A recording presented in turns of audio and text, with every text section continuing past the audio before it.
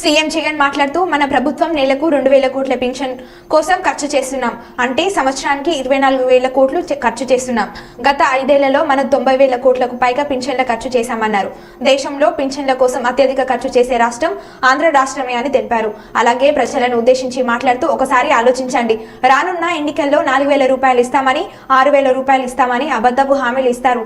ఎలాగో ఇవ్వరు కాబట్టి 8,000 ఇస్తామని కూడా చెప్తారు. మీరు ఎవరు మంచి చేస్తారు, ఎవరు అబద్ధాలు చెప్తున్నారు గమనించి ఓటు వేయాలని కోరుతున్నామని సీఎం జగన్ అన్నారు.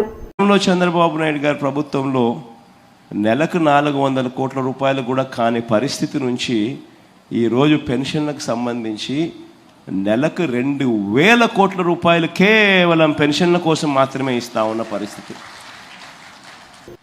సంవత్సరానికి 24,000 కోట్ల రూపాయలు పెన్షన్ల రూపకంలో ఇస్తా ఉన్న పరిస్థితి. ఈ 58 నెలలుగా మీ బిడ్డ ప్రభుత్వం వచ్చిన తర్వాత ఈ ఏప్రిల్ కూడా కలుపుకుంటే ఏకంగా 90,000 కోట్ల రూపాయలు ఈ పెన్షన్ రూపకంలో అవ్వ తాతల ముఖంలో చిరునవ్వులు చూసేదానికోసం చేతిలో పెట్టినట్టు అయింది.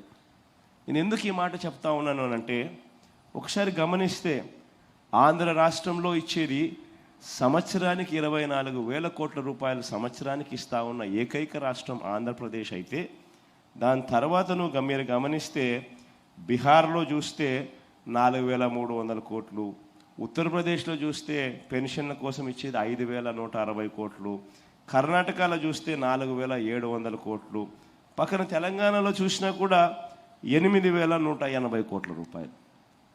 అంతే. ఒక ఆంధ్ర రాష్ట్రం మాత్రం చూస్తే పెన్షన్ల కోసం ఇస్తా ఉన్న డబ్బు ఏకంగా 24,000 కోట్ల రూపాయలు కేవలం దీనికోసం ఇస్తా ఉన్నా. ఈ విషయాలన్నీ కూడా ఎందుకు చెప్తా ఉన్నాను అంటే, రేపొద్దున మోసం చేసేందుకు 4,000 అంటారు, 5,000 అంటారు, 6,000 అంటారు. ఇంకా అవసరమైతే మోసం చేయడానికి ఎలాగూ చేసేది లేదు కాబట్టి ప్రతి ఒక్కరికి 8,000 కూడా అంటారు.